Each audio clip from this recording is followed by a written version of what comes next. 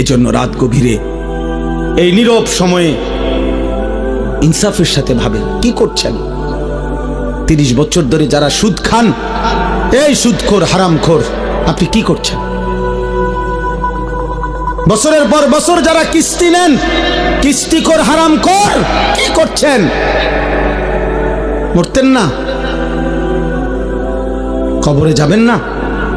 তোমরা যারা এক ওয়াক্ত নামাজ পড়ো নাই বাবা, এই আব্বা, আজকের সারা দিন যারা এক ওয়াক্ত নামাজ পড়লা না, রাতভর ছবি নারী অস্থি দৃশ্য দেখে শরীর নাপাক করে এই যে শুয়ে রইলা, যদি আর ঘুম না ভাঙে,